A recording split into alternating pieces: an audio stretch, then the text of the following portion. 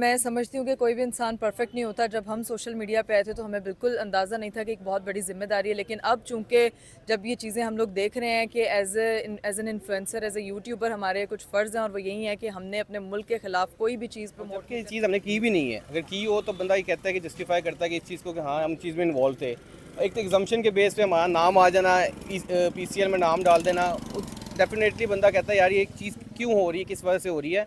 और as a YouTuber हमें पता है कि हमारी रिस्पॉन्सिबिलिटी है कि जाहिर सी बात है बच्चे देखते हैं, नौजवान नस्ल देखती है, कि हमने उनको किसी तरफ डिस्ट्रैक्ट नहीं करना। मैंने इस बारे में कोई भी बात नहीं की, क्योंकि कोर्ट में अभी सारा मामला पेंडिंग है। जब ये चीज़ों का कोई फाइनल हतमी फैसला सामने आएगा फिर इस बारे में इंशाल्लाह बात। करियर के ऊपर ऐसा ये नहीं हुआ कि यानी कि अवाम की तरफ से कोई रद्द-ए-अमल सामने आया हो, लेकिन क्योंकि उनको मेरा पता है कि मैंने किस तरह से काम किया और उस तरह से, लेकिन जो मेरा लॉस ये हुआ कि जब ये सिनेरियोज़ चल रहे थे तो उन दिनों में काम को जो है वो रोकना पड़ा। ऑब्वियसली आपको जो है वो अपने इदारों के हिसाब से चीज़ें मैनेज करना पड़ती हैं।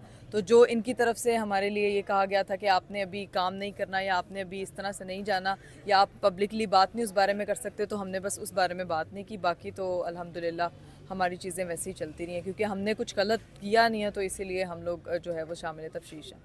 अच्छा, क्या आप समझती हैं कि सोशल एक्टिविस्ट की ज़्यादा जिम्मेदारी है जब वो ऑन स्क्रीन आते हैं, वो अपना कंटेंट जो है वो इस मुकदमे के बाद आपने अपने कंटेंट में कोई तब्दीली लाई है सोसाइटी के लिए? बिल्कुल, मैं समझती हूँ कि कोई भी इंसान परफेक्ट नहीं होता। जब हम सोशल मीडिया पे आए थे तो हमें बिल्कुल अंदाज़ा नहीं था कि एक बहुत बड़ी ज़िम्मेदारी है, लेकिन अब चूँकि जब ये चीज़ें हम लोग देख रहे हैं कि as an influencer, as a YouTuber हमारे कुछ फ़र्ज़ हैं, और वो यही है कि हमने अपने मुल्क के ख़िलाफ़ कोई भी ऐसी चीज़ हम लोगों ने जो है वो जिससे अवाम का नुकसान हो, हमारे पाकिस्तान का नुकसान हो, हमारे इदारों का या हमारे मुल्क की मईशत का नुकसान हो, हम ऐसी कोई भी चीज़ करने के वो नहीं है, हामिल नहीं है। और जबकि ये चीज़ हमने की भी नहीं है। अगर की हो तो बंदा ये कहता है कि जस्टिफाई करता है कि इस चीज़ को कि हाँ हम चीज़ में इन्वॉल्व थे। एक तो एग्जम्पशन के बेस पे हमारा नाम आ जाना, पीसीएल में नाम डाल देना, डेफिनेटली बंदा कहता है यार ये एक चीज़ क्यों हो रही है, किस वजह से हो रही है। और एज ए यूट्यूबर हमें पता है कि हमारी रिस्पॉन्सिबिलिटी है कि जाहिर सी बात है बच्चे देखते हैं, नौजवान नस्ल देखती है, कि हमने उनको किसी तरफ डिस्ट्रैक्ट नहीं करना और ना ही हम इन चीज़ों में कभी इन्वॉल्व हुए हैं। देखिए, आप इनके जितना भी कंटेंट है उठा के देखेंगे तो ये सोशल और डोमेस्टिक एक्टिविटीज़ के ऊपर बनाते हैं। हमेशा पॉजिटिव मैसेज दिया है माशरे में। और ये जो एफआईआर हैं, आपको भी पता है किस बेस के ऊपर हुई हैं। और ये एफआईआर की जो ओपनिंग लाइन है वो खुद कहती है कि सम ऑफ द यूट्यूबर्स ये कर रहे हैं, ठीक है, इसको प्रमोट कर रहे हैं। और इसको किसके लेवल पे किया गया सबको इसके बारे में नॉलेज है।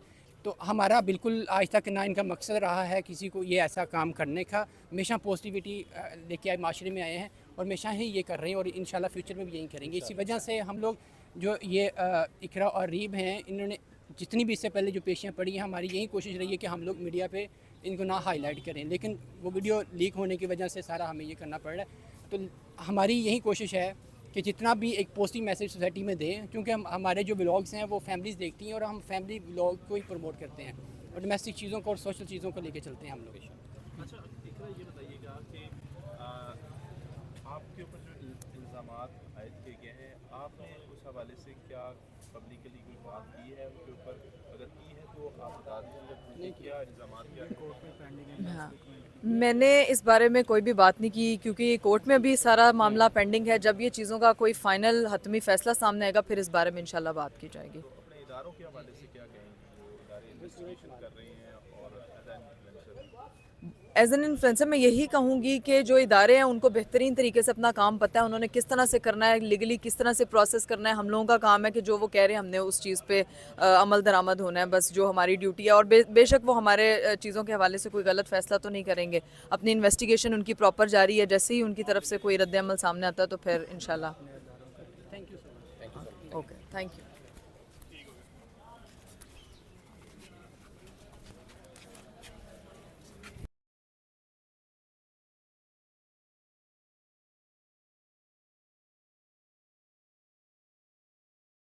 हुई है और कौन सी डेट है फाइनल हुई है? देखें, आज वैसे ही स्ट्राइक थी, इस वजह से 23/4 डेट इसमें पड़ गई है। लेकिन हमने इन्वेस्टिगेशन जो है ज्वाइन कर ली हुई है और लेकिन अभी तक इन्वेस्टिगेशन कंप्लीट नहीं हुई है। अच्छा, इसमें जो हमारे ऊपर एलिगेशन है वो एक ऐसा एलिगेशन है जो प्रिजम्पशंस के ऊपर है। जनरल एक एलिगेशन लगाया गया है कि प्रमोशंस की हैं। अब एफआईआर की जो ओपनिंग लाइन है उसको आप उठा के देखें तो सम यूट्यूबर्स प्रमोशंस कर रहे हैं और उस वजह से क्या हो रहा है, पब्लिक का या इंडिविजुअल का नुकसान हुआ है। या नेशनल इकॉनमी को नुकसान हुआ है। अब how it will be determine, कैसे ये पता चलेगा कि किसी बंदे का नुकसान हुआ है। इस एफआईआर में कोई प्राइवेट कंप्लेनेंट नहीं है, कोई मुतासरा फ्री की नहीं है, पता चले भी नुकसान हुआ है। तो ये मफरूज़ों के ऊपर एक एफआईआर दी गई और जो उस वक्त जो इंक्वायरी की गई, जो एनसीसी के ऑफिशियल्स थे उन्होंने जो इसके ऊपर इंक्वायरी की वो मैला फैडी इंटेंशन के साथ और मिस यूज़ ऑफ पावर्स किया गया। उसके बाद जाके ये एफआईआर दी गई और हमारे ऊपर जो सेक्शंस लगाए गए हैं पिका एक्ट के, सेक्शन 13 इलेक्ट्रॉनिक फोर्जरी, सेक्शन 14 जो इलेक्ट्रॉनिक फ्रॉड, स्पैमिंग और स्पूफिंग का जो 25 और 26 सेक्शन लगाए गए हैं वो कुछ और कहते हैं और जो एफआईआर है वो कुछ और कह रही है। वो सिर्फ एक एलिगेशन है प्रमोशंस की हद तक, और वो है कि किसी बंदे का हमने नुकसान किया जो कि आज तक सामने नहीं आया, हमने कौमी ख़जाने को नुकसान पहुंचाया। हम एज ए यूट्यूबर जितनी भी इनकम आती है बाहर से पाकिस्तान लेके आते हैं और उसके ऊपर बाकायदा टैक्स कटता है, टैक्स करके हम तो पाकिस्तानी गवर्नमेंट का और नेशनल और कौमी ख़जाने का हम तो फ़ायदा पहुँचा रहे हैं, ना कि नुकसान पहुँचा रहे हैं। और जो सेक्शंस हमारे ऊपर हैं, ना ही तो हमने किसी किस्म की कोई फोर्जरी की है और ना ही किसी डिवाइस या डाटा या कोई जो सिस्टम है उसमें कोई रद्द-बदल करके या कोई फ्रॉड किया हो या किसी बंदे को इस वजह से कोई नुकसान पहुंचा हो। तो ये वैसे ही जो इंग्रेडिएंट्स हैं सेक्शन पिका एक्ट के वो एट्रीब्यूट्स नहीं होते इस एफआईआर के साथ। तो इस वजह से हमारी इल्तमास है जो इन्वेस्टिगेशन एजेंसीज़ हैं, हम वैसे भी उनसे उम्मीद करते हैं कि वो एक शफाफ और मुनसफ़ाना इसके ऊपर तहकीकात करेंगे और इसके ऊपर मुकम्मल तौर पे एक खराज रिपोर्ट बननी चाहिए और हम ऐसे ही उम्मीद कर रहे हैं इसके ऊपर। सलीम भाई, आपने बताया कि इस इन्वेस्टिगेशन आपने शामिल तफ्तीश हो चुके हैं, तो आपने की जानिब से जो है वो शवाहिद वगैरह पेश कर दिए गए हैं एनसीसीआईए को?